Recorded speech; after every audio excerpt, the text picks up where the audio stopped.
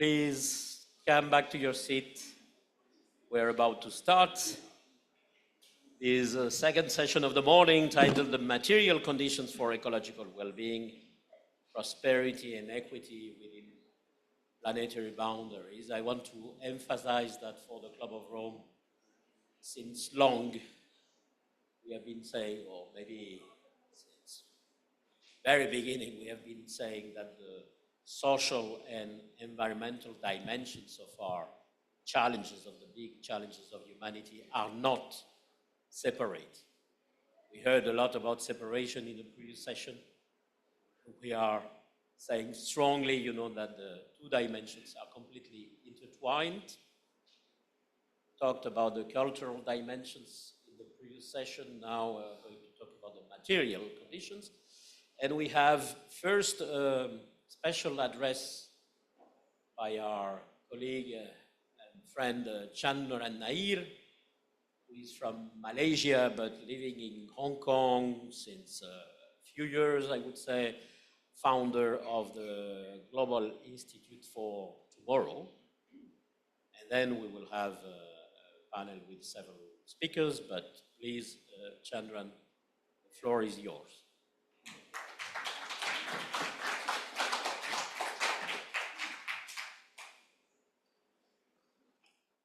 Good morning, everyone. How's everyone feeling? Okay. I've only got 20 minutes, and for me, 20 minutes is probably too short, but I'll try and be disciplined and speak. Wrong slide. First slide, please. Okay. Do I control this? Okay. Right. I am totally unprepared, but prepared nonetheless. So I will say a few words. And for those of you who know me, probably thinking, my God, what is he going to say? So I'll try not to offend anyone and sort of be as polite as I can.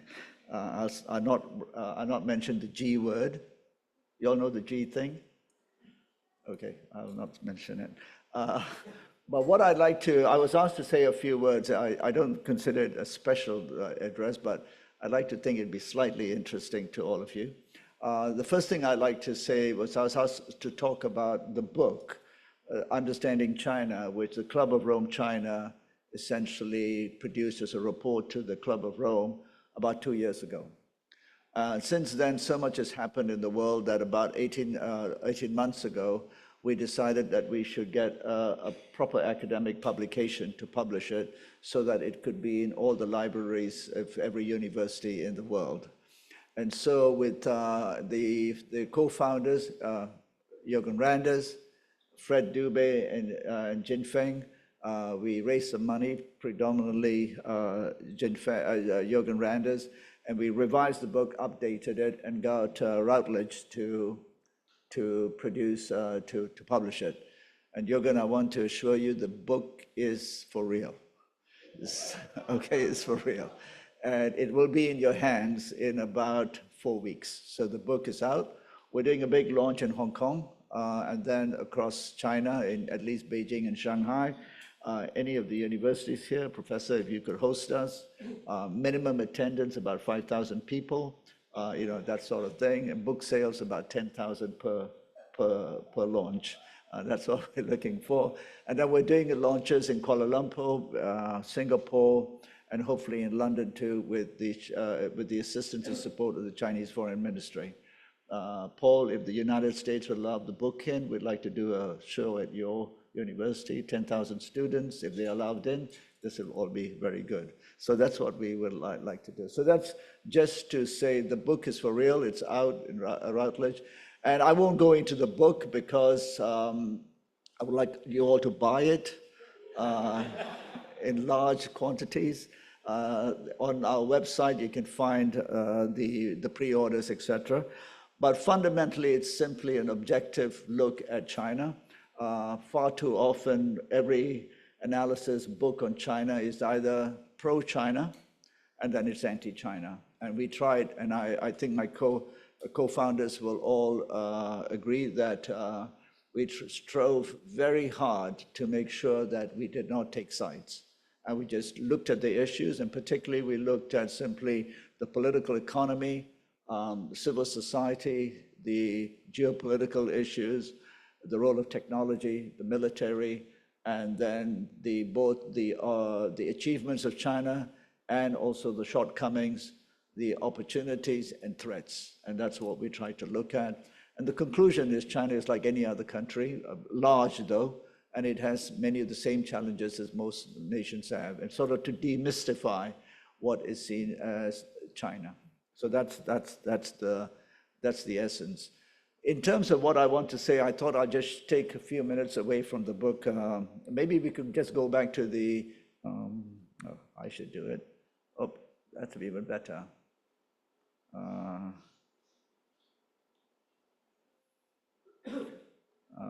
No, maybe I'll just stay with that. Okay. So I'd like to move away from that and just make a few remarks that I thought would be would be maybe useful for the panel discussion. And as usual, the Club of Rome titles for any talks are extremely long-winded, and simple minds like me couldn't get my head around it. So I had to kind of go and look up what is material conditions. My understanding is the material conditions are essentially the physical and the economic circumstances that essentially drive and define the way societies operate and how they in fact survive in the world we live in broad terms. So for 15 minutes, I'd like to talk about a subject that's very close to my heart, which some of you may have heard me speak about before, which is, in my view, the material conditions are defined by the political economy. And that the political economy then defines the conditions, whether it be the infrastructure, whether it be the schools, whether it be the agricultural system, and whether it looks at issues to do with the food supply chain, etc. So it's a political economy, and that's been my fascination for a long time. So my book on the sustainable state, which was written about now 7-8 years, just before the pandemic, actually kind of defined what that actually meant. And I was very interested that my first book on consumption, which looked to essentially put consumption at the heart of the debate on sustainability, got pretty good reviews. I even got interviewed on BBC Hard Talk. So I got famous for about 15 minutes. And then the second book, because it started with a chapter on China, didn't get any reviews. And you know, I know the newspapers, but I couldn't get any reviews on that. And then my third book, which was called Dismantling Global White Privilege, please don't be offended, Europeans, and got reviewed because it was a very different take on the world. But this book, in my view, I consider one of the most important, at least in my little achievements, I thought this book actually cuts to the chase of what that looks like. The overall thesis was that we live in a world with existential threats, diverse. We all know what those threats are, especially people mentioned the Club of Rome. But they include, for me, things like the overreach of technology. And I just did an interview just now on looking at what is China going to do as it races forward with its competition, can I say, with the United States on AI and all of that, to rein in the excesses and the downside of technology. And rarely are these conversations had, so I was happy to have I interviewed Professor Zhang Weiwei to ask him for 30 minutes, so what's China going to do? Because this thing is a monster, and it has such destructive powers. What's it going to do? My view is that, particularly in the United States, there's an inability to rein in the excesses of technology. And will China lead the way in reining in the technology? So the existential threats are profound, and we all know them here. The question is, what do we do with dealing with the existential threats? And for me, the political economy is how we organize the political economy is the only way to do it. And as someone from this part of the world, I have argued that if the world reaches a population of 9.5 billion or 10, which is likely to achieve, most of those people will live in this part of the world.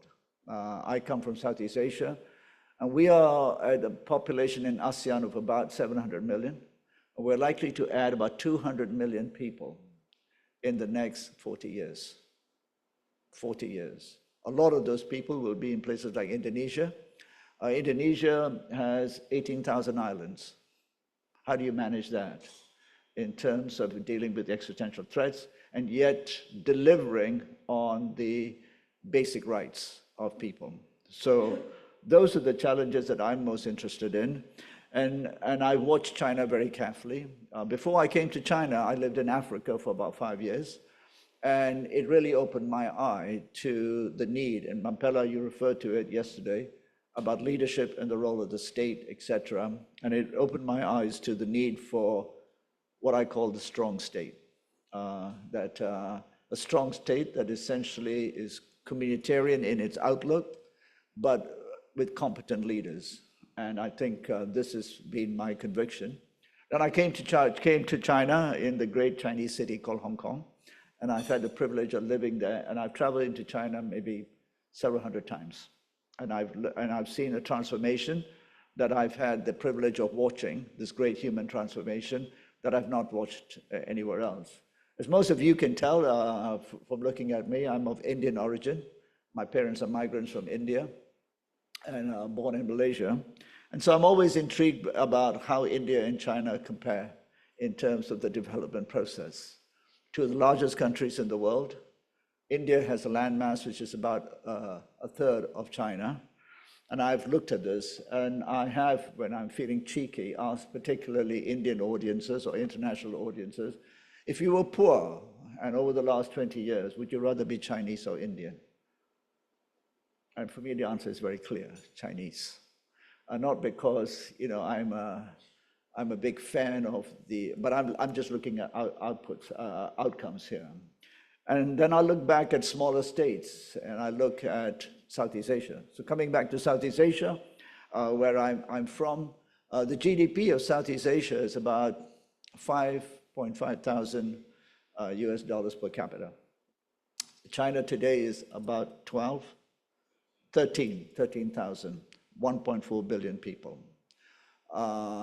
The GDP of my country, Malaysia, which is seen as middle income, is about 11.5. The GDP of Singapore, any Singaporeans here? Okay, so you guys come from Disneyland. It's it's good. If you live in Disneyland, it's fine, but it's not the real world. Just understand. So in Disneyland, the GDP is about 80,000 per capita. My country, Malaysia, which used to own Singapore, by the way, just saying, and then we separated because my Malay leaders thought there were too many Chinese down there. I got a Malaysian brother here. Shao, where are you? Yeah, you can vouch for everything I've said, yeah. Okay, so we said, yeah, you go your own way. We breathe the same air. The Singaporeans actually drink a lot of our water. But my God, they've got 80,000 GDP. Not that, 80,000 is a measure necessarily per capita of human progress. My friends in Singapore, I have to question your progress, but that's a different issue, food quality and all of that. But it's 80,000, standards of living are much higher. What's the difference between Malaysia and Singapore? It's simply good governance. Singapore doesn't tolerate nonsense. Malaysia, we have a Malaysian word for it, it's Malaysia boleh, means Malaysia can. Everything is cool. No one goes to prison, the odd person goes to prison. But I'm cheekily referring to the role of the state as essentially in this 21st century, having a very important role in creating the guardrails for managing how we prosper. So coming to this issue about when we talk about material conditions, my view is the most important material condition to set about establishing the physical and economic parameters for equity is essentially the role of the state. And in that, I argue that the role of the state, and in that book, is not simply whether we elect people or we select people. Yesterday we had a very good sort of distinction between the modus operandi. The Chinese model today is actually viewed extremely favorably in many parts of this part of the world because of the success. People are just looking at the success.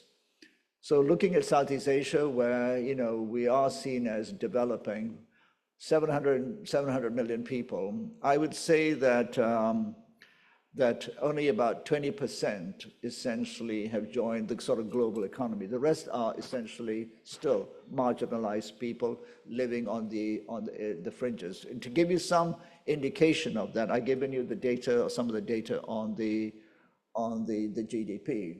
But development, as we know, requires what I call the basic rights to life. And in this book, I argue that the basic rights to life are essentially food, safe and secure, which is going to be a massive problem in our part of the world, a massive problem.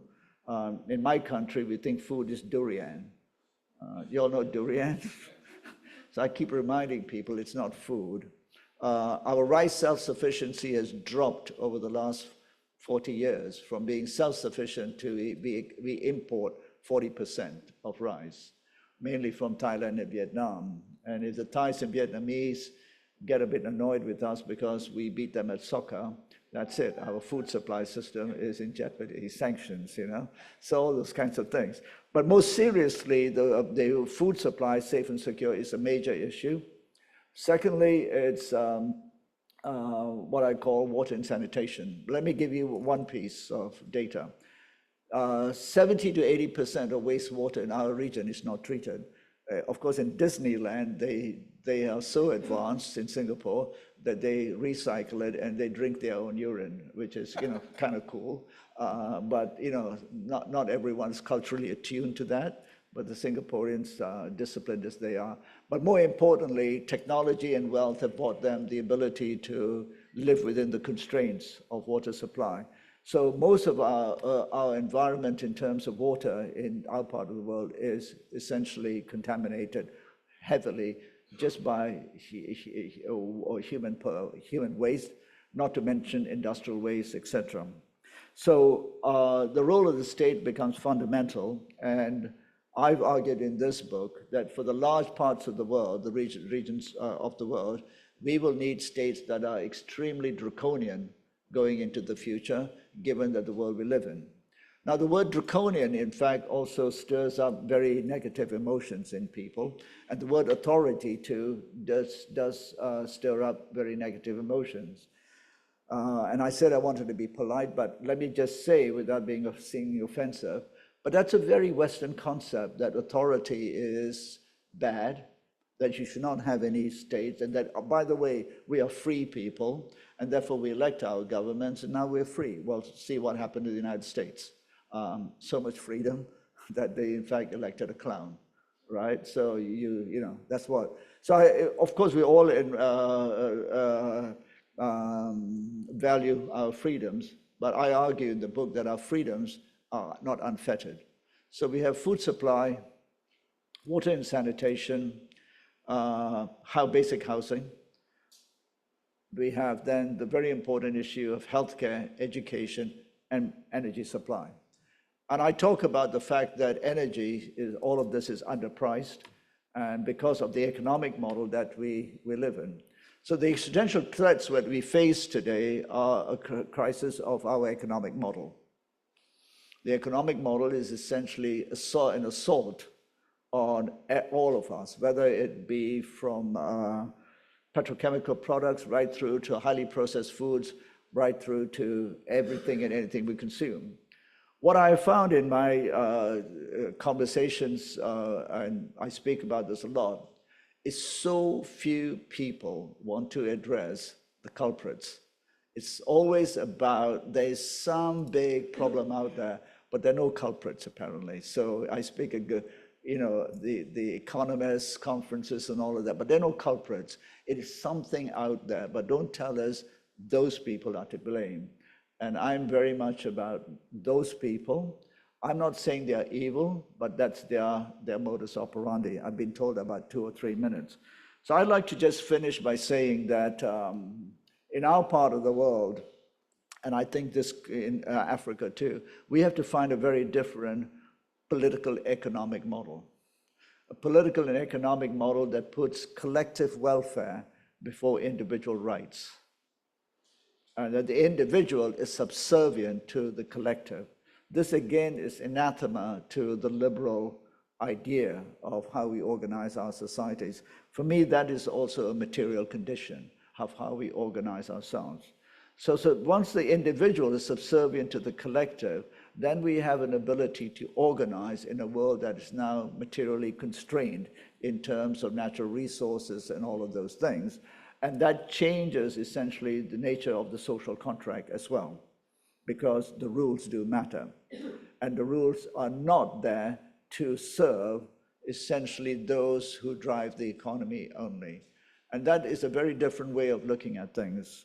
So I'll finish by saying that I've argued that when I talk to a corporate audience, that profit is not a right. And the idea that companies have a right to a profit or individuals have a right to a profit is a lie. Though a profit is a social contract, and the conditions of the social contract are dictated by the institutions of society. The institutions of the society are ultimately the apparatus of the government, if you want to call it. But I argue in the book that the government really stands shoulder to shoulder with the people, but the people are subservient to the nature of the institutions. And if you democratize everything, then you can't have the ability to institute change over a long term. And that's the question that I think Mampela asked Professor Zhang, what do we do in Africa? We have such short-term elections. So I'll finish by basically saying that to deal with the traumas of the world today, my belief is, at least in our part of the world, we are going to have to liberate ourselves from the captive minds that we've become around thinking about the future of the world through the lens of the history of our colonial history as well. I've often argued that our leaders said, we want you out, but my God, we want to be like you when you're out. We have no other framework. And what I've tried to do is provide a different framework for understanding about what moderate prosperity looks like, and that we will have to restrict freedoms and rights. So I'll finish by saying that I consider car ownership not a human right, and that if I was running the place, you would have, in Malaysia, I've argued that one family, one car. We have so much technology now that we will limit you to 20 kilometers a week. We have the technology. And if you drive more than 20 minutes, we will use the technology to send you a bill. And if the air conditioning is too cool, which we don't need so much of because it's become so cheap, the resources, we will charge you because we will be able to use the Internet of Things to say the ambient temperature in your room, bedroom, living in the tropics should be 23. Singaporeans, I know you guys sleep at 19 degrees and you should all be fined for that, but we would bill you for the excesses, and therefore we start to internalize the externalities. But those rules can only be done if there is a firm belief in the notion of the collective, and there's a state's ability to put in draconian measures to do those. So redefining freedom and rights. Man, I could go on, but I'm told I got to stop. So thank you so much. Thank you so much, Andran. I'm told I can take some questions. No, I got to go. No, now during the panel. Thank you. You landed, this question of well-being within the planetary boundaries in some very concrete examples in the last minutes of your intervention. So now we will have the panel, the outstanding speakers, all of them here.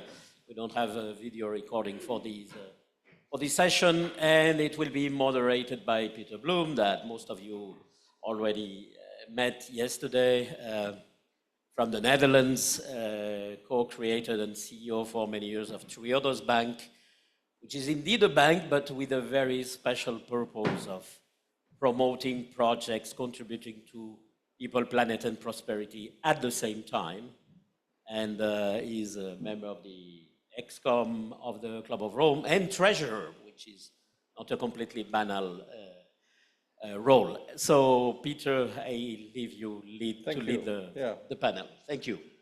Well,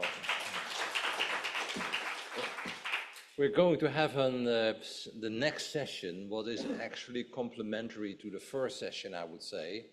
And I think one of the challenges will be not to get disconnected. It is a different perspective, but it's also something what influences each other. But before we do that, and I go a little bit deeper into it, I would like to thank Chandran. Fantastic introduction again. And maybe there are one or two questions to him before he escapes.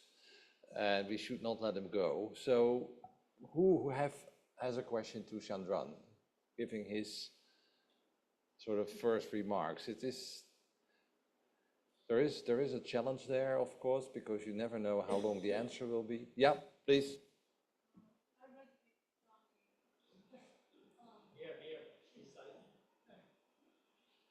Yeah, because my work is on cross-sector collaborations, and I look at how China has boomed and changed for the past decade. And it started with privatization to release, to emancipate the human power. But then, at this point, it started to be so fragmented in different little units. So we need a collective actions between the state and the society, and also the business. Especially right now in China, we have a lot of resources in the business, how those resources can be filtered down to the bottom to be able to empower them. So we need a lot of intermediaries like us, because when I look at the first section, I'm thinking how to build a connection, how to institutionalize those thoughts and theory and philosophy. We need intermediaries like us to build bridges. So thank you very much for a very great book. I look forward to reading it. So not a question, but a really... But can I respond to that? Yeah, of course. I was cut short. But can I just say again? I work in India. Close. Can you hear me? Yeah. Yeah. So I go to India a lot, and again, the point is that during COVID, I didn't go to India for about 4 or 5 years, and then I went back this year. And there's a lot being said about India's development. Any Indians here? Okay, I can say what I want. Okay. But, and I had a debate with Shashi Tharoor, who some of you may know is one of the most well-spoken defenders of the Indian system. But apart from that, when you look at the Indian system, and I went back this time, the middle class have reached different levels of prosperity. They've got their cafes, they've got their cars, etc. But for the average person, nothing works. And I hate to say it, but so I said to my Indian friends, you guys seem to have an infrastructure development philosophy where everything is about 70% finished. Nothing is done properly in quality, etc. And I mention this because when it comes to the impact on the average person, then it is dramatic in terms of the access. And this comes back to my point about the role of the state. The Singaporean example is an unforgiving state when it comes to execution of public good. And I think in China, there was a lot of experimentation, but there is an unforgiving sort of commitment to public good. And you can't get away as a private actor with just wanting to do your own thing. I mean, private actors, and the Chinese here are more informed than me, become too big for their boots. I think they get a tap on the shoulder, like Alibaba and Ant. When it was seen that Alibaba was going to create almost a parallel financial system in China, the Chinese government intervened, and also intervened when the tech companies became so powerful that they were inundating the market with stupid games for children. And the Chinese government intervened. And that same night on Bloomberg and CNBC, the reaction was one of, my God, how can they intervene in the capitalist system? But as far as the Chinese government was concerned, they don't care about the stock price of Tencent. They are a civilizational state. If Tencent goes down, who cares? What's more important is our 200 million Chinese children now free from the pollution of playing games all the time. So, I mean, these are very crude examples, but I just wanted to add that. Thank you. Yeah, Julia, last question. There comes a phone, microphone. Thank you, Chandra. I loved your presentation and resonated with a lot of the points you made. My question maybe is a connection to our previous panel in some ways. So draconian rules, strong centralized government. We're seeing that happen in a lot of countries, but without that communitarian value system. So you can put in the monitoring, you can put in the technology, you can centralize power, but that idea of a common good, the communitarian values that prevents that from becoming something that we don't want to see, that's a little bit harder to cultivate, especially after years and years of this individualistic profit. So how do we bring that together so that it becomes beneficial, where it could go quite in the opposite direction? I feel embarrassed as a non-Chinese speaking about China. So the Chinese people here, can you all hear me? Yeah, but you have to hold it quite close. Yeah, kind of breathe into it. Okay. I feel slightly embarrassed because there's Chinese people who know their country much better, but sometimes it's useful to have someone from the outside, but who's traveled hundreds of times into China, worked in many rural areas. I've probably been in more rural areas of China than most Chinese people have, and all of that. So I'll just say that, you know, what you cited about changing, I think it's very difficult for advanced economies to do this. And that's why you're seeing this sort of semi-meltdown in the United States. There's a whole segment of people who want something different, but there's an entrenched political, ideological belief in the individual as king and all of those. So I think those things would be difficult. Those go back to the history of settler communities, et cetera, where rights were infringed in property, et cetera. Other societies are different. My interest is what happens to the large, newly liberated countries, liberated meaning in the last 70 years. So I'm really interested in Indonesia, where I have close contacts with senior political leaders, et cetera. And how do you manage a country which is today about 280 million people, the largest Muslim country in the world, 18,000 islands, and going to peak at 400 million? How do you make sure that they have what I call the basic rights to life? Not rich, because the idea that everyone can be rich is a lie too. I think it's Deng Xiaoping who coined the Chinese phrase, I can't pronounce it properly, of moderate prosperity. That essentially people have dignified lives and escape the drudgery of life. So I don't think developed countries can do it, but maybe it's a low, long, intense sort of internal civil war of sorts, which is hopefully not, you know, violence. But for the large countries of the world, this is what I'm interested in. I try and speak about. You have to understand moderate prosperity. You can't have everything. Your rights are not this utopian idea, you can do everything. There's collective welfare.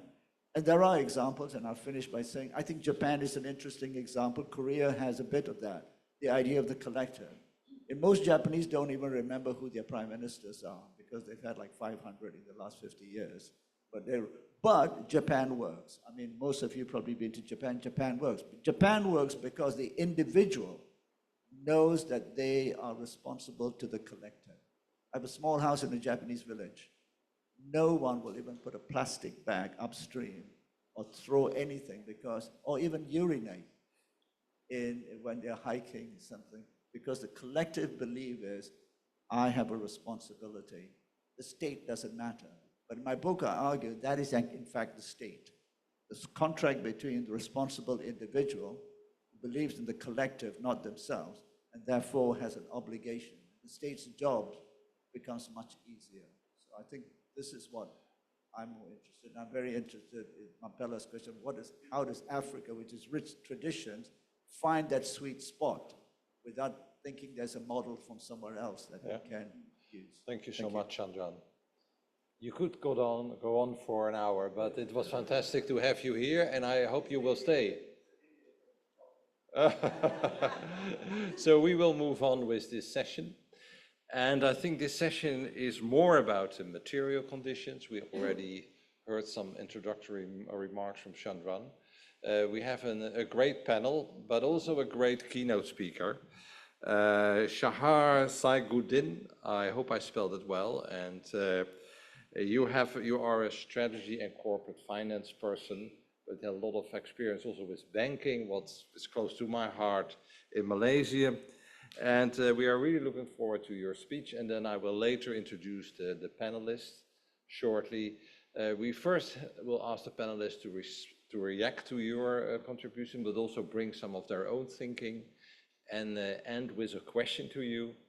And after that, we will have a conversation with the panelists, but also with the audience. So may I introduce you for the first round, so to speak.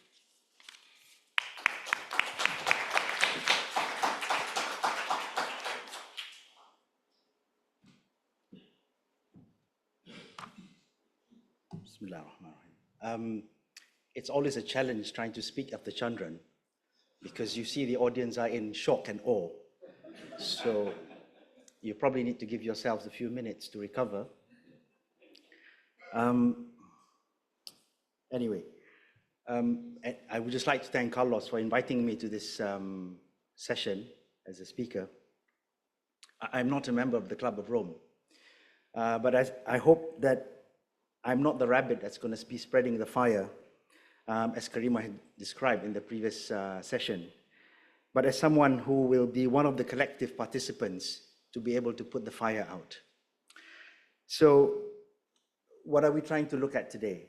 The question is, what are the material conditions for ecological well-being? To explore this, I want to begin not with economics, but with the ancient art of alchemy. Long before there were banks and stock markets, there were people who dreamt of a secret art. In some places, they worked hard in trying to turn metal into gold. In others, they searched for an elixir that would grant them immortality. Many believed that through secret knowledge, we could transcend limits and create value from nothing. Kings funded alchemists, temples guarded their formulas, and generations chased the elusive moment when base metals would be purified and elevated into gold. When the ordinary would become divine, despite all the work, the alchemists would never quite manage to achieve this. However, in the 17th century, we finally succeeded in magically creating gold, but not in labs, but in bank ledgers. In the 17th century London, wealthy merchants deposited their gold coins with goldsmiths, who stored it safely in vaults and issued paper receipts as proof of ownership.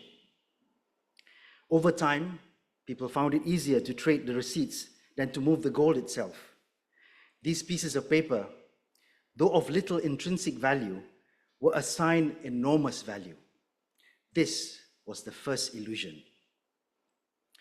The goldsmiths soon noticed that depositors rarely withdrew all their gold at once. So they began issuing more paper receipts than there was gold in their vaults. This was the second illusion. As long as not everyone demanded their gold simultaneously, the illusion held that each paper receipt could be exchanged for actual gold in the vault. Over time, goldsmiths became known as banks, and in 1694, by royal decree, the Bank of England was created with permission to issue notes that were accepted as official currency. Fiat money was born, value assigned by government to pieces of paper.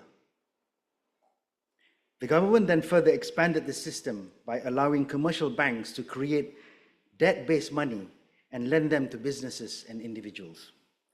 Therefore, bank money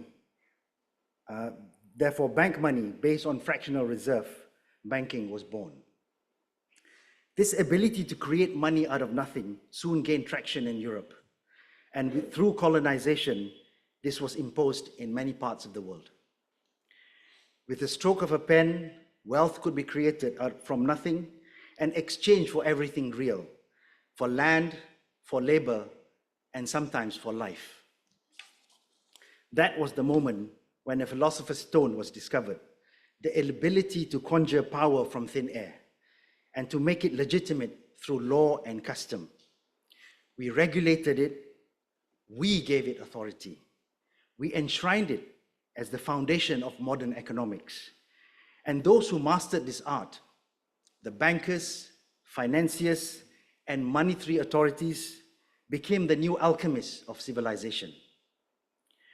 And I would like to turn to what I believe is the root cause of our ecological crisis. We often speak of climate change, inequality, or overconsumption as separate crises. But I believe they all trace back to the same root, the way we create and circulate money. Modern money is not mined or earned. It is issued into existence when banks make loans. Most money in our present economy, about 80% to be exact, is not created by governments or savers, but by commercial banks when they issue loans.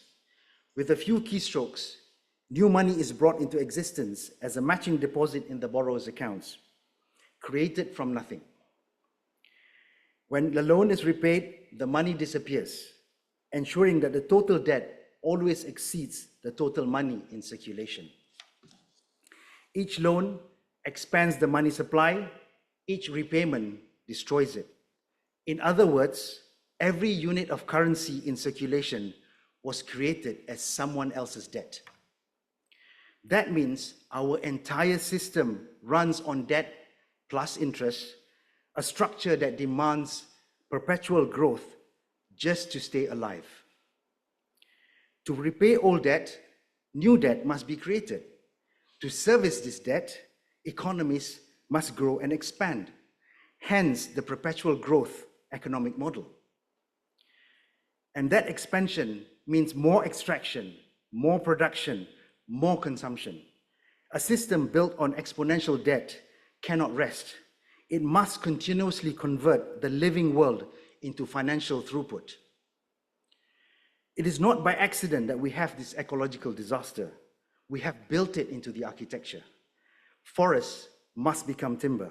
Human beings become resources. And all of this is justified as growth. However, in nature, we know that perpetual growth is impossible, yet our monetary system behaves as though it were not. Money, created as debt and compounded by interest, expands exponentially faster than the real wealth, the energy, materials, and human effort that sustains it. This is the great illusion of modern civilization, a financial perpetual motion machine that can only end in failure. It breaks not only the rules of physics, but also the rule of nature, demanding infinite growth on a finite planet. The next point I would like to address is financial colonization. When the old empires of conquest faded, monetary empires quietly took their places. Control no longer required permanent armies. It required command of the world's reserve currency. The dollar became the bloodstream of global trade, binding every nation to a single financial center. And those who resisted soon discovered that conquest no longer needed armies. It arrived through markets, currencies, and dependence disguised as choices. Through debt, interest rates, and credit ratings, influence could flow without occupation. Today, we have a new bloc called BRICS, who are exploring alternative currencies. But we must ask this question: will a new alternative currency truly change the architecture or merely the logo? We have to be careful of solutions that risk the repeating of the same pattern. Take carbon credits, for example. They were designed to reward emission reduction and finance conservation. But in practice, they often allow the wealthy world to continue consuming, producing, and polluting, while outsourcing the restraint to others. Developing nations are asked to slow their growth, to preserve their forest, or to leave their minerals untouched. And in return, they receive digital credits or currencies that were themselves created from nothing. And they were these currencies that were created from nothing were created from the wealthy world. Meanwhile, real assets, trees, land, ecosystems are transferred into global custodianship through carbon credits. Developing nations are exchanging control of their real assets with that which is created out of nothing. This is not saving the rainforests. This is modern colonization wearing green clothing. It preserves the very logic we need to escape, that prosperity for some must depend on the extraction for others. If the system that continues to issue the currency remains debt-driven and growth-hungry, then every green mechanism becomes extension of the same machine. So how can we reimagine prosperity? How do we move from extraction to regeneration? From a debt-driven economy to a life-supporting one? I propose that it begins with reimagining money itself. First, money must once again be anchored in reality, representing real assets, real production, and real ecological value, not promises of future debt. It must serve its rightful functions, grounded in genuine work and stewardship, not in speculation or credit creation. Secondly, money should only arise after value is created as records of goods, services, or care already rendered, never as purchasing power conjured in advance. In such a system, money becomes a truthful ledger of what humanity has produced and preserved, not a license to extract what has yet to earn. When money reflects real wealth, rather than manufacturing it, it restores justice, stability, and balance to both economy and planet. Second, power over money must be decentralized. No single nation, currency, or institution should hold the monopoly on creating value. A truly multipolar and transparent system, one that links currency to tangible assets such as energy, biodiversity, and productive capacity, could restore trust and balance to global commons. Around the world, we already see glimpses of this taking shape. Currencies anchored to gold and energy, community systems backed by work and exchange, and new digital tokens that represent forests, soil, and carbon. Let's take, for example, the advent of Bitcoin. It was designed in 2009 as digital gold, scarce, decentralized, and immune to manipulation.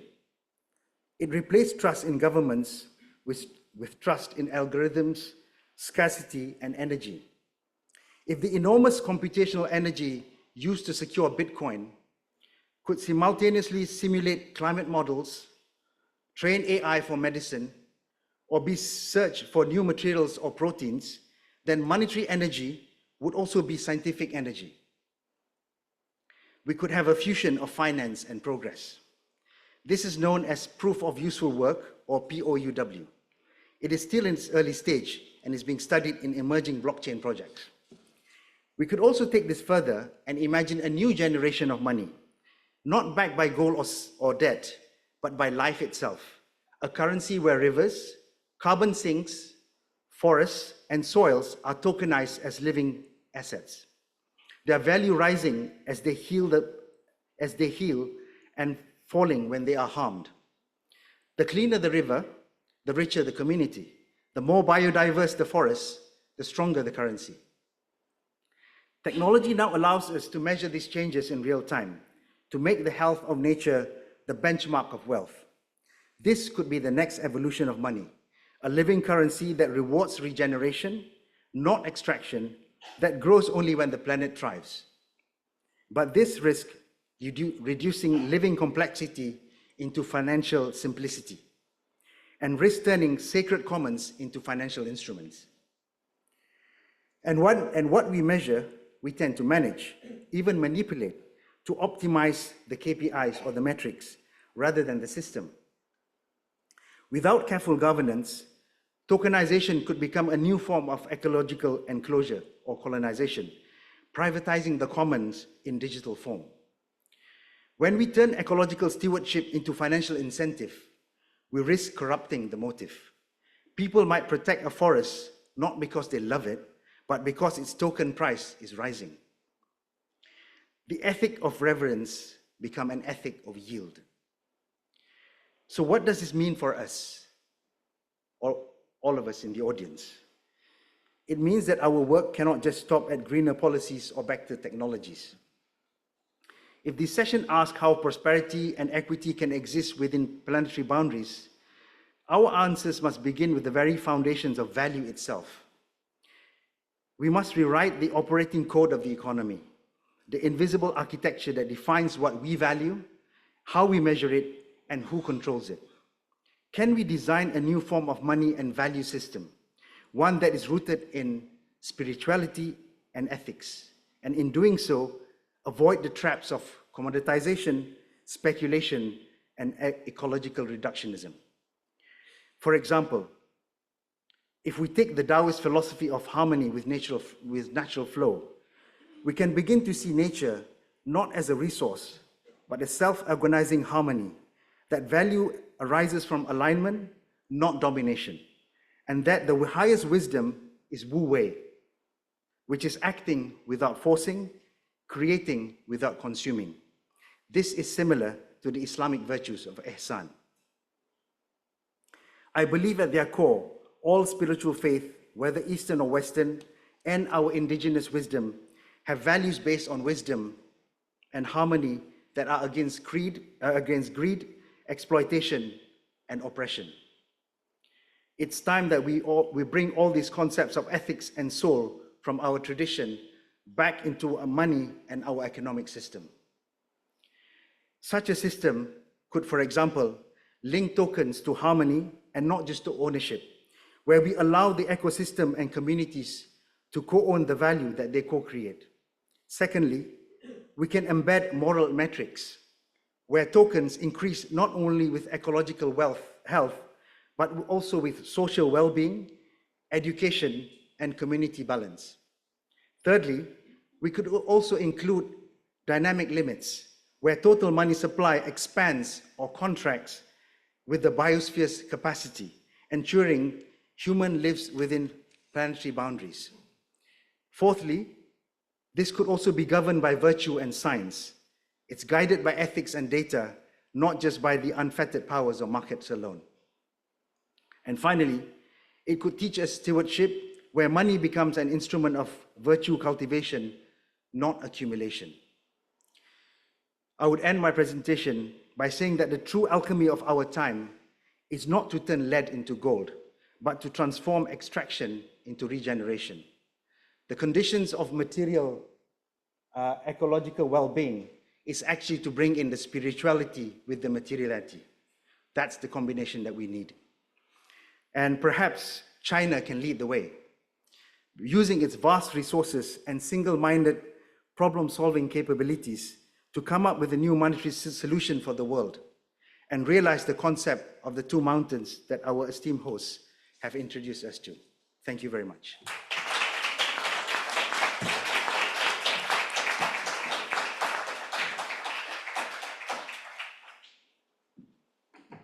So that was a very, very good speech. It resonates with me as a banker a lot, and a lot of truth in it. And now we're going to have a panel who will respond to that, and also to see what are the pathways, what could lead to that sort of solutions. It will not be a big bang, but there will be directions, and you already indicated a few, and I'm very curious to hear from the panelists how they look at it. We have three very esteemed persons who will be, first of all, Hunter Lovins. Hunter, where are you? She is a colleague in the ExCom of the Club of Rome. I start with that, but she's much more. She is Natural Capital Solutions. That's her sort of home base. And I think she's a real icon in the world of sustainability and also in finance sustainability. She wrote 15 books, so 17, sorry, Sarah, should be updated then in the, so I know, but you have time to do that. But thank you for being here. Then Ibon Sugasti, yeah. He is known from his background in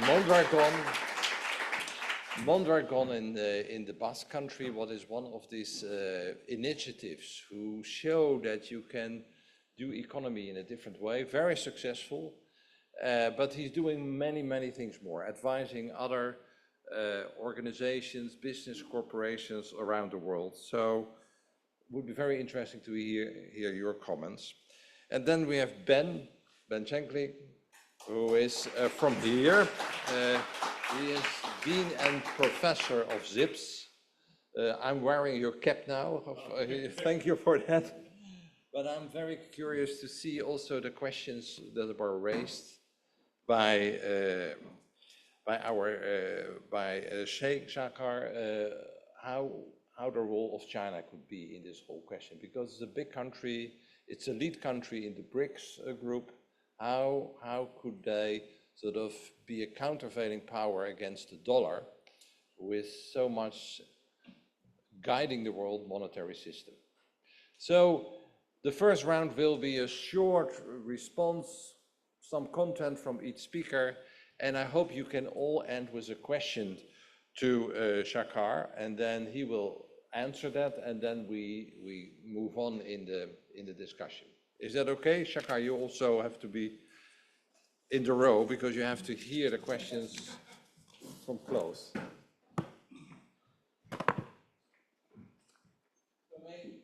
May I start with you, Hunter? Maybe you have a first reaction, but also bring some of your perspective to this question. I mean, it has been so clear about the monetary system, the money system. It's a little bit broader, of course, the material conditions, but it is a very important condition for how we move on. So, floor is yours. Thank you, and I'm going to abuse your privilege. I talked to both Paul and to Carlos. I came to China to learn, and yesterday, as many of you know from yesterday evening, pissed me off. We were treated to a saccharine series of threats and to a large dose of economy of truth. If you want to fight, Mr. Weiwei, let's fight. And everything about the ecological civilization will die. My country will die, your country will die. You want that? Let's go. Myself, I don't want that. Louis, you asked, what if they gave a war and nobody came? It actually happened once. A colleague of mine at Rocky Mountain Institute wrote a book called Security Without War. Through a series of accidents, we wound up giving that book to the science advisor of Gorbachev, who gave it to Gorbachev, who then went to Reykjavik and said, Mr. Reagan, we quit. We stand down. And the Cold War ended. Moose Schuman ended the Cold War. It happened. And we can do that again. And I suggest maybe that would be a good outcome of this meeting. Quit threatening each other. But if you want to fight, let's go. Sorry, Hiran. Climate change is not a hoax. It's very damned real, and it will end any pretense of an ecological civilization. No, increased CO2 does not help agriculture, doesn't help plants. Actually, I'm wrong on that. It helps weeds. Weeds do much better with high CO2 doses. Science on this is just indisputable. So let's stop having these kinds of stupid conversations. Now, I feel sorry for you. You are a paid lobbyist of the fossil industry to come here and try to mislead us. Your industry is dying. I understand that. It's being killed by China. In Shanghai, I spoke, I said, which is the facts, China in May was installing a gigawatt of solar every 8 hours. Anybody know how long it takes to build a nuke? Even assuming you can do it fast, China builds them faster than we do, 4 years. Cost. Solar is now coming on at under 3 cents US a kilowatt hour. If you have a technology that can beat that, bring it to market. If you don't, shut the fuck up. It is time to start telling some truth. And we learned a lot in Shanghai. We learned Patty, who is working in rural communities. We learned about the young man who is going into areas that are agriculturally destroyed from pesticides, poisons, and using organic regenerative agriculture to repair the soil and repair the community. Chandran, you say we should all just bend over and enjoy authoritarianism. No, I am not going to, and nor is the United States. I did not say that. Aha, yes, you did, sir. Listen carefully. I need help. Yeah, you and I've had fights before, and again, let's go. If the problem is people making bad decisions, educate them to know what choices they actually have. And let's make democracy work for real, from the bottom up. Empower people in their own communities to solve their own problems in their own ways, however best they think. We solve the climate crisis, or we can stop arguing about the material conditions for anything. We lose the ecological civilization. We lose civilization, full stop. People say, oh, save the earth. The earth will be fine. It'll shake us off like a bad case of fleas, as the comedian George Carlin said.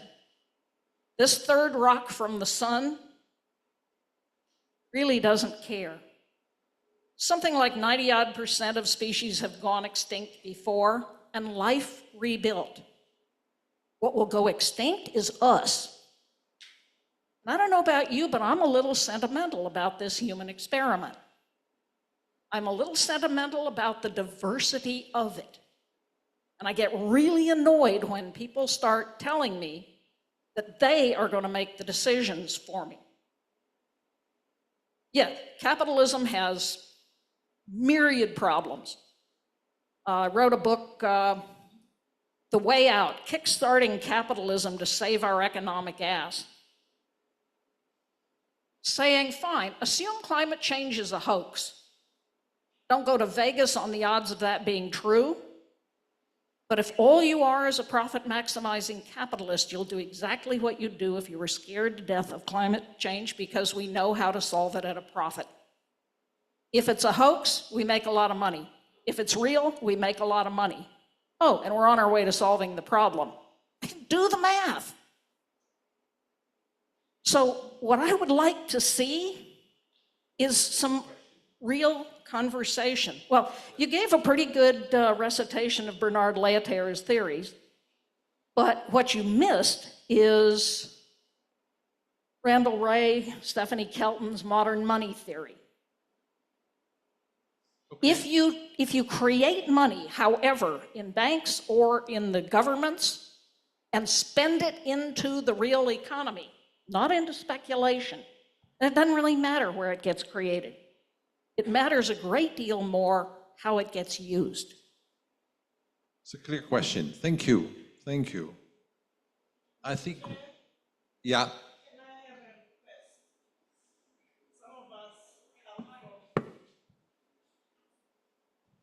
Some of us come from places where we really would like respectful conversations. Thank you. Okay. Then thank you for that remark, Mampela. And we will practice that, I'm sure. Next.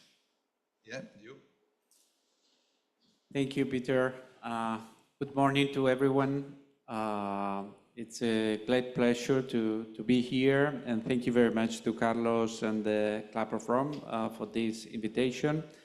I'm sure it will also be the opportunity to strengthen our already established relationship with the Millennium Project, having Sirkka Heinonen in Finland and also now Jerome Glenn in the US to continue this cooperation on future thinking. And it's a great pleasure to be here in China. Mondragon, my organization, is the largest Spanish manufacturer in China. We have more than 20 factories here. So it's a very important country for us. And tomorrow I'm meeting the director of our delegation here in Shanghai. So it will be also a great opportunity to strengthen cooperation in China. And as many of you know, Mondragon is today the largest industrial cooperative group in the world, with around 70,000 people and 12 billion euros of annual turnover. After 70 years, we still practice our principles of democracy, one worker, one vote, and also of solidarity. So we have a pay gap of 1 to 6. This is the first question. Do you know any other business organization, manufacturing business organization with this size having a 1 to 6 salary gap in the world? But this is feasible and this is possible, and we prove that this is still working today. And this is part of our understanding of the impact we can have in our landscape, because we practice something that Carlos also knows. There is a well-known think tank in the US called PDI, that stands for Pre-Distribution Initiative.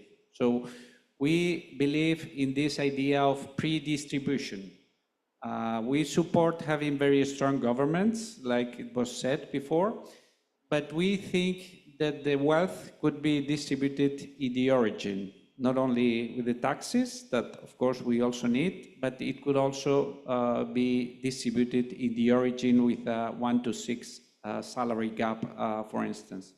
So we are a for-profit organization, large organization, but with a very sense of responsibility in our landscape. We operate all over the world. And 2 days ago, I was in Qatar at the World Summit of Social Development, the big UN summit. So I was listening to my colleagues there, being so happy and satisfied about the achievements with the SDGs and Agenda 2030, and how much we are all working for that strategy. But I was taking part in a workshop where we were also reminding, and this is my second question now, do you know what's the success rate of the SDGs, of the Agenda 2030? Because the question is not, that is not a success rate, it's a failure rate. So that's the second question also for our keynote speaker and the public.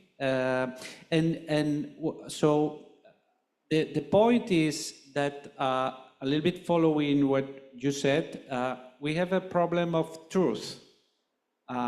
We have a problem of truth when we are all saying we are doing so much for sustainability, for SDGs, for ecological footprint, and it happens that we have failure rates. We don't have success rates, we have failure rates. So that's another question. What's going on? What is the problem here? And it's a problem of greenwashing, or what some people call the rainbow washing. So we are working now, and this is my last point, together with the UN, a UN agency called UNRISD, United Nations Research Institute on Social Development, that is based in Geneva. on a project. We've been working already for more than 5 years on a project to change the metrics, because we find that there is a problem with the metrics. We are not measuring the right way what we call the authentic sustainability assessment. So we are saying, for instance, that we are reducing plastic use 1%, and that's already a good score. So this project is about launching. We have launched a tool, or UNRISD has launched a tool called SDPI, that stands for Sustainable Development Performance Indicators. You can search it in the internet. It's for free. And there are two benefits on using that tool that are very important. One of them is that this tool is using a set of indicators that have some thresholds. So it's not about saying I'm reducing plastic consumption 1%, and that's already good. But the question is, how much plastic consumption should be for you? So that's the difference in the metrics. And then the second one is that it's not only using the traditional environmental and economic indicators, but it's more using also social and governance indicators that are very important for organizations like Mondragon and cooperatives, where we are also measuring the way employees are taking part into the organization. So for instance, how much employees and owners are taking part in assemblies, general assemblies, and participatory bodies in the business organization. So this is why these kind of metrics are so important, that we change those metrics, because otherwise we are going to continue with this disaster that we already are having now. And this is why around 1,000 business organizations in the world are already using this SDPI tool, and we are encouraging more organizations, like 2 days ago in this summit in Qatar, and also here now. I'm calling for governments and business organizations to start rethinking these metrics. If we are using old metrics, we are not going to change the situation. Okay, So, Ivan, I'm going to finish. Yes, I'm done. Is that okay? Yes, Yeah. Peter, And I'm I'm done. just checking with Shakar. Are the questions clear from Ivan? Sorry, I'm not sure there were questions. I think there were speeches. So maybe you need to give me a question that I can answer from the keynote speech, rather than something which is not related to what I just said. I was wondering. So maybe you can think about it, and we first go to Ben. Ben, your reflections also in relation to the keynote speech. Thank you very much, Peter, and thank you, Carlos, for inviting me, and Professor Chen. And my name is Ben Shenling, and I'm from Zhejiang University. Zhejiang is next door, next to Suzhou, and one of the leading universities in China. And I had nearly 20 years of banking experience, so that probably tells when Shakar was talking about financial colonization, illusion, all these things. I must say, it's a very interesting perspective. I may not. There's one thing that we absolutely agree is about the technology, how technology can solve some of the problems. Even though certain other parts, I must beg to disagree probably. But anyway, let me just say, first of all, let me tell you one thing, okay? About 20 years ago, because come back to the subject, the so-called material conditions of ecological well-being. About 15 years, 20 years ago, I was told by a friend of mine. He said, Ben, in the future, he didn't tell me exactly how long in the future, some of the best so-called cities in the world will be in China. I didn't believe it.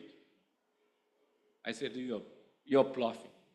The environmental the pollution, the traffic and many things.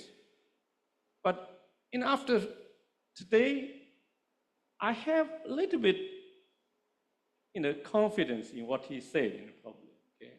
I'm a Chinese, so I may be a little biased. Okay, so the most recently, I also want to, because I think it's related to the subject and also the focus and priority of Club Room. Somebody was telling me something, maybe we could verify, is that we used to have a lot of problems with the waste and the trash from the households.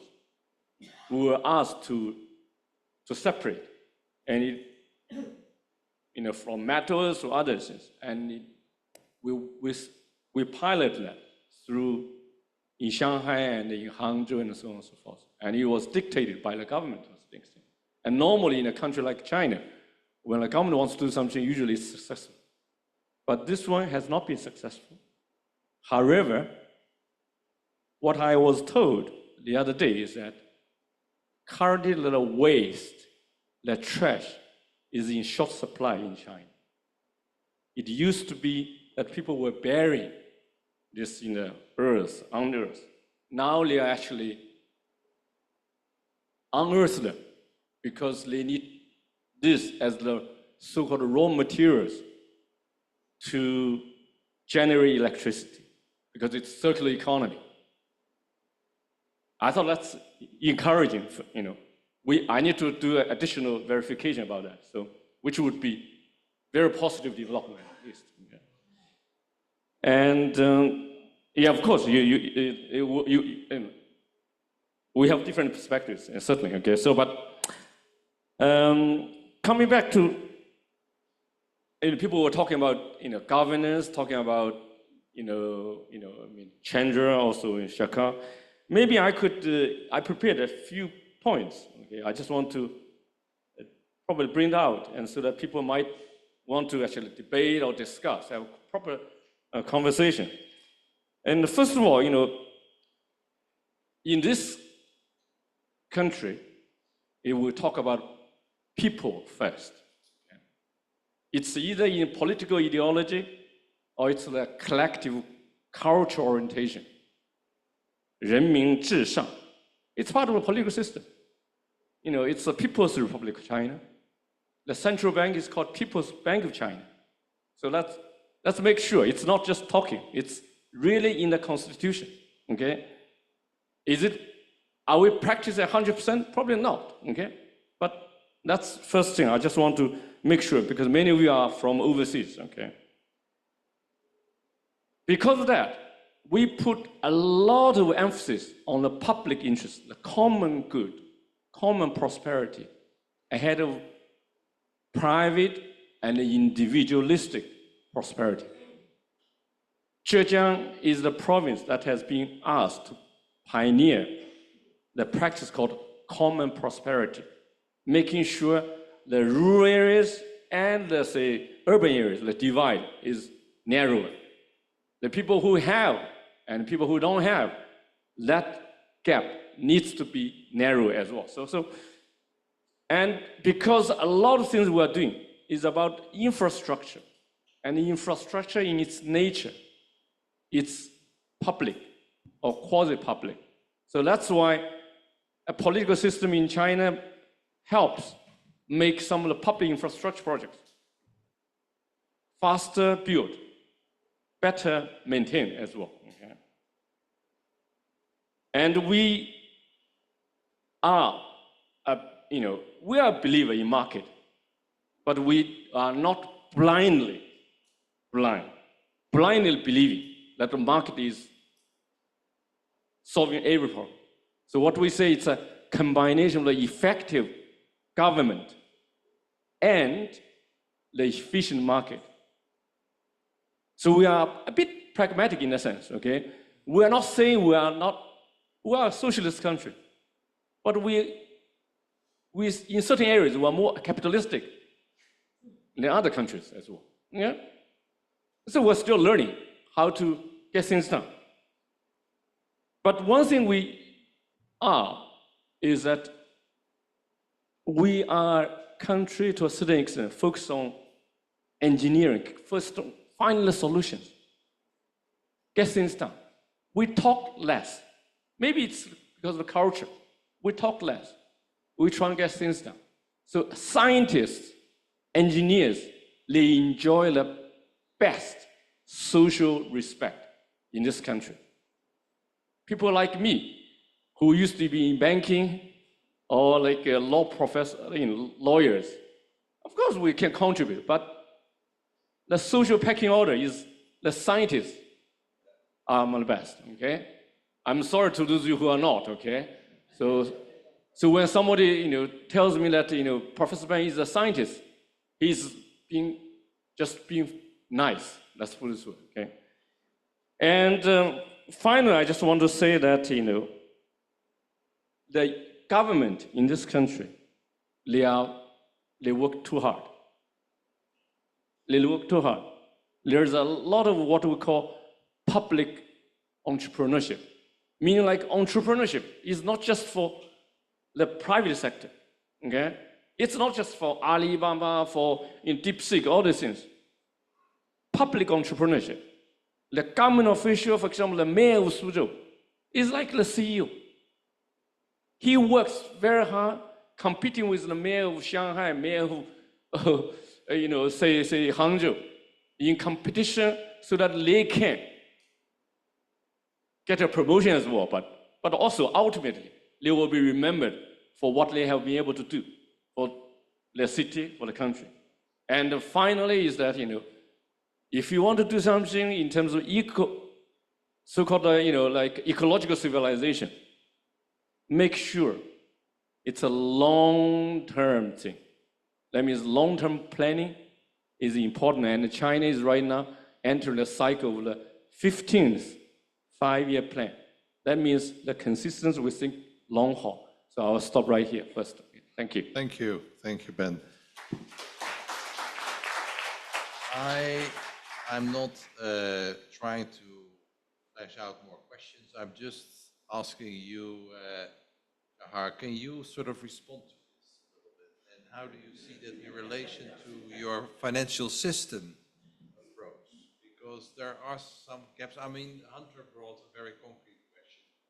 The modern money theory, how that is in your theory. And I think it's an important question, but maybe you can sort of integrate some of the remarks and say, well, how would it mean in your ideal financial system? I will try, but I think perhaps maybe my keynote speech was not clear enough. So that's why we're not getting questions from the panelists. But let me I think the very message that we're trying to deliver in the keynote speech is the following. The reason why we are having this ecological disaster is the breakdown between the real market, the real economy, and the financial economy. And the financial economy is driven through the monetary system. The main breakdown is you have a disconnect. And for example, the largest market in the world is, for example, the foreign exchange market. Foreign exchange market is about $6 trillion a day. Now, do you know how much of that $6 trillion a day actually relates to the real economy? Have a guess. It's actually less than 5%. So what is the other 95%? The other 95% is purely on the financial market. It's purely based upon speculation. They call it hedging, they call it banking transactions, financial transactions, but it's not related to the real economy. Okay. So when you have the world which is operating in two parallel systems, one which is based upon something which is real, and the other one which is based on something that is created. So that's why I started with the story of the illusion. This is the dream of the alchemy, right? You are trying to create something out of nothing. When you have something which is created out of nothing, trying to become the oil or the engine of something which is real, right? Then this is why you're having this. This is the main reason for this problem. So what is the solution? The solution is you need to go back to reality. We all need to go back to reality. Okay? I think as the previous panelists were saying, the main thing we need to do is that we all need to become indigenous population. And the reason why is because they are connected to Mother Earth, right? We are all we think that we have the solution. We're trying to teach Earth how it needs to behave. Actually, we have more to learn from the Earth, right? And the problem is that we actually don't learn. We think we know the answers to all this. I think there is a strong level of hubris in human beings, right? Because we believe that we have the intelligence. And this is the challenge that we have. Unless we bring spirituality back, and that requires us to have a level of morality, ethics, and also of humility, right? We need to know what our limits are. There are planetary limits, but there are also limits within the capabilities of the human being. So with this in mind, this is a kind of monetary system that we have to create a new monetary system that is based upon real limits, right? And what we can see very clearly is that the current monetary system that we have is breaking the planet, okay? I mean, I often say this, but we are due for a crash. Shahar, I took back what I said. What you just said, I also agree. Yeah. I can just add from my banking experience, we did with the Sustainable Finance Lab in the Netherlands a research to how the composition of balance sheets of banks, what is real related to the real economy. And that is simple banks who really finance things. It's 7%. The rest is all in asset growth, it's all virtuals, only 7%. And actually what you see more and more that sort of maintaining the big balance sheets, because that's where banks get their money from, they look more at the real economy as an extraction. They extract money from it. And actually banks make far too much profit if you compare it to the real economy. They really take money from the real economy and use it for their shareholders. So that's very much in line with what you were saying. And it's not so easy to change that short term. So I think I will give now the floor to some of the people here. First, Christoph, and then Paul. Christoph.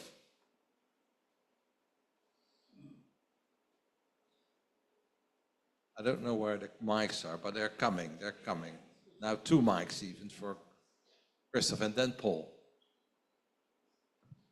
The presentation that you did, Shahar, resonated very much with me. Thank you very much. Because I think it's spot on. To give a bit of a description to what you're trying to say, to put a picture to it, the real economy, if I go to a bank today with an idea to create, the business model is to create rainbows. Why do I want to manufacture rainbows? Because at the end of a rainbow, there's gold. And since the price of gold is increasing, it's a very good investment proposition to manufacture rainbows. And so this is the type of illusion that we tend to have in the financial system. And to flip it on the other side, the African continent sequestered in the year 2022, according to reports by NASA, about 42 billion tons of CO2. If we value that according to the EU ETS, the European Emission Trading Scheme, about 70 euros a ton, you arrive at an added value contribution to the common good of 2.94 trillion euros, which is not recorded anywhere. That money is not, that added value contribution is not reflected in any GDP. The beneficiaries of that are those who have emitted CO2, because that's what has been absorbed, cleansed, removed from the atmosphere. So it raises the question as to who owes who, one, and actually who is poor. So that simple description supports what you're saying, that those who are actually contributing to the real economy, that are actually providing a real added value, are not reflected in this illusionary banking system, which I think we can summarize. It's a simple Ponzi scheme. A Ponzi scheme depends on growth. And the whole economy that we have is effectively the result of a Ponzi scheme. And the question that I have for you, Professor Ben, if I may ask, is China has done an amazing contribution to human history, has done an amazing lifting out of poverty of hundreds of millions of people in our mutual lifetime, which is a miracle in itself. But at the same time, it seems to me, I'm asking, that China is still, and it's understandable, using the capitalistic monetary system because it's also part of a global economy. And so I think the question that Shahar was raising is that I think it's an opportunity for China to reflect upon whether we are at an inflection point to come up with a new monetary system as part of BRICS, for example, and to lead in a way that becomes a reflection of the real economy by also taking care of accounting for the cost, which has not been reflected in the real economy. Thank you very much. Thank you for the question. I want Paul first as a question, and then go back to the, and maybe there a question, and then we go to the panel. Paul, you first. Thank you. Please short. Yeah, I'll try to keep it short. I think if I look at the title of session 3, the material conditions, maybe I'm mistaken in how I'm reading it, but most of the conversation has been about currencies and money and markets and interests and foreign debts, and Christopher added carbon debt and make it even more complicated. What is material is the real economy. And if you look at the UNESCO's, the International Resource Panel report on the state of world's materials, the real economy, the timber, the mining, the oil, etc., they say in their 2024 Outlook report that the way we are headed, the Sustainable Development Goals, we just don't have enough material on Earth to meet the Sustainable Development Goals, even though we are not meeting them. But unless we reduce material consumption. So my question is, what can we be doing to address these material conditions in terms of reducing consumption in China and in the rest of the world? Thank you. And then the third question. Thank you. Yeah, so Dr. Joe Nurse, just to carry on with Paul's reference about coming back to the panel session, essentially my question to the panel is, how do we fund, what different mechanisms do we use to fund externalities, which are things like health, education, the environment, which form the foundations of the material conditions for ecological well-being? Thank you. Yeah, clear. Ben, we start with you. First question was to you. China's next step in all this. China obviously is working very hard trying to reduce the dependence on financial, so-called like, superpower by US dollar, for various reasons. So that's why we have the largest foreign exchange reserve for the last 20 years, trying to defend just in case there's some, flighty capital, flights leaving the country. That's what happened to Southeast Asia, Asian financial crisis, many other countries as well. So, and we are encouraging renminbi, the local currency, to settle for cross-border trade. So currently, I think it's improving. The share of cross-border trade between China and many other markets are settled now in renminbi, which would reduce our dependence. We have a study which shows on the global basis, renminbi as a currency is about 6% of market share for internationally, as a reserve currency, as a cross-border transactions, as well as the financial transactions. So total we have, US dollar is about 55% roughly. So we are still very much below the level of so-called like the right level, because China's GDP is about 18% of the global GDP. Yeah. But I just want to quickly to pose question, how to reduce the consumption. I think for China, that's one thing is that our banquet, we have too much waste at our banquet table that we should reduce. We can learn from the rest of the world. And finally, the lady's question about health and education. Great question. The latest 15th five-year plan said very clearly, we want to spend more money on the people, not just the material side, the people, the human capital in a sense. So for example, R&D, research and development, for us, it's about 3% of our GDP is on the research and development. Education is also a very important part. We spend more money on education than military side, for example, as well. Thank you.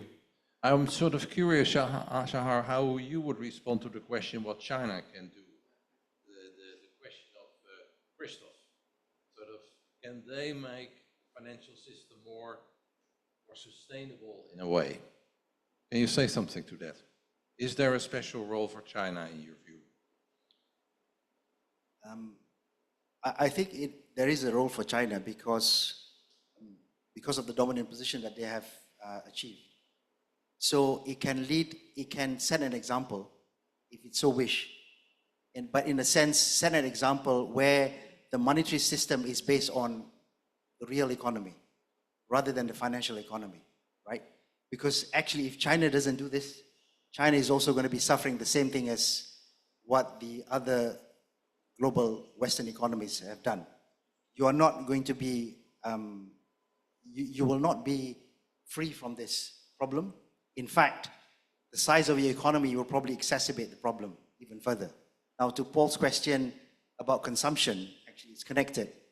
So how can we reduce this consumption? The answer is actually, because the economic growth model is based on consumption, it is then requires a perpetual consumption. So that is the reason why those numbers that are coming from the studies say that there is not enough real economy, because you have to continue, you are consuming the planet at a rate that the planet cannot cope anymore. So, and the reason why you have to consume the planet, as I mentioned earlier, is because the monetary system that we have requires you to have this perpetual consumption. So how do you solve that perpetual consumption? Have a different monetary system. If you continue to have the same monetary system, no amount of study is going to be able to change that. You need to have this massive paradigm change, right?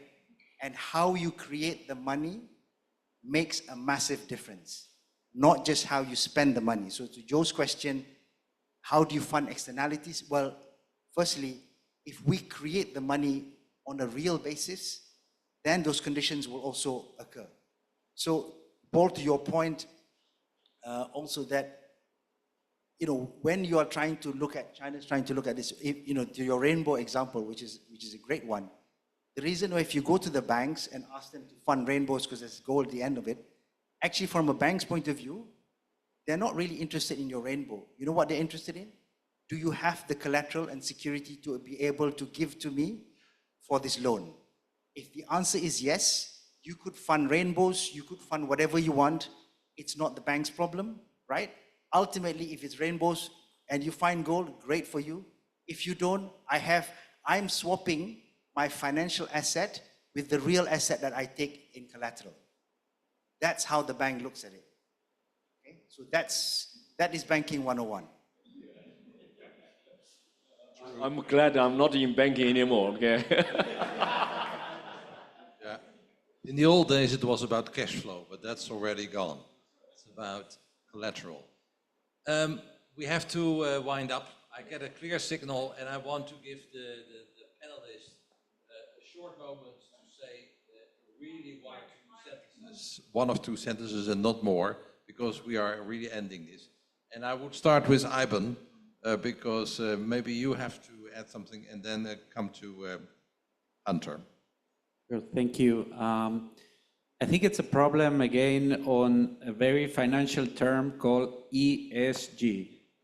ESG, 90% of it, it's greenwashing. We know it. I mean, we are this financial huge economy of trillions of dollars. It's most of it. It's greenwashing. So first, if we don't change these metrics, then we cannot make the decisions. That's the starting point. And we just wanted to end by saying that we want to contribute to this change. And another problem is that the think tank community is not talking about this. We have just created a new think tank using a financial term that is ASET, but not with double S, but with double T. And the name is ASET, Arizmendi Arrieta Social Economy Think Tank.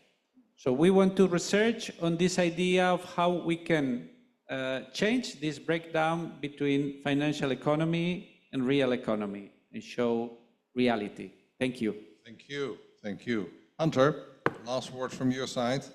Paul, we know how to solve the overconsumption problem. You go a very long way through resource productivity. And then you have to have the question of what kind of ancestors do we want to be? Because the ancestors we're being now, nobody will be here to pay honor to us thereafter. There's a story about a fearsome dragon that sat up on a tower and everybody cowered. And one day a knight rode up and said, "Would you like a hand down?" The dragon said, "Yes, please." We're scared of a whole lot of things that aren't real, but there are a whole lot of dragons out there, like climate change, that will bite us. And then there are comments like, "Oh, carbon credits is just neo-colonialism." EKEM, economy of love. It is a southern-based urban system put together by Miabule, mayor of Rome, and it works.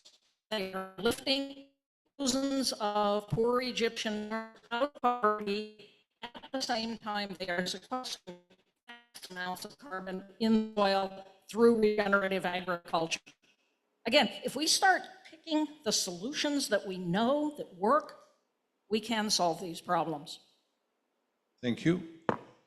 From you, Ben, last remark.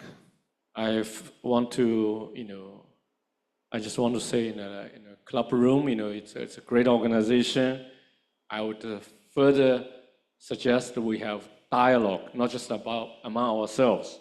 We need to build bridges with the industry, with other people as well, making sure that the impact and the mission that we are trying to do will be felt widely across the social spectrum. Thank you very much. Thank you. Last words for our keynote speaker.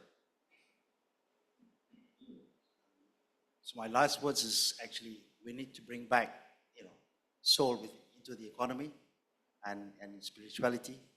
And there's a lot of common universal values, whether it's from the East or the West, that can be bring together to be able to work together to solve the problem. So, thank you.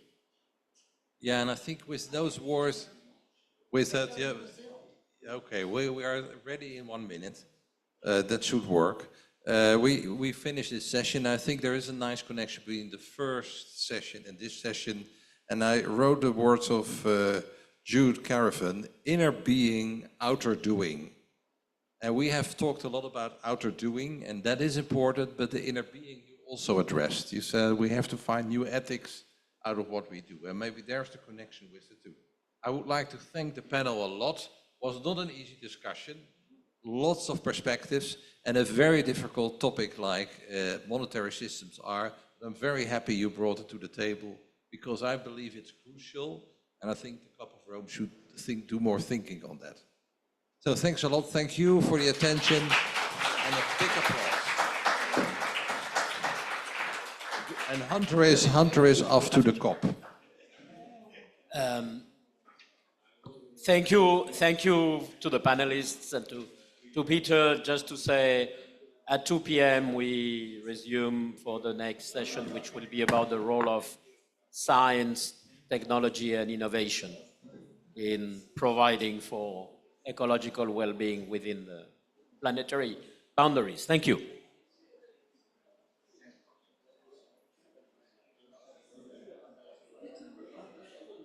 Sorry, the lunch is as usual.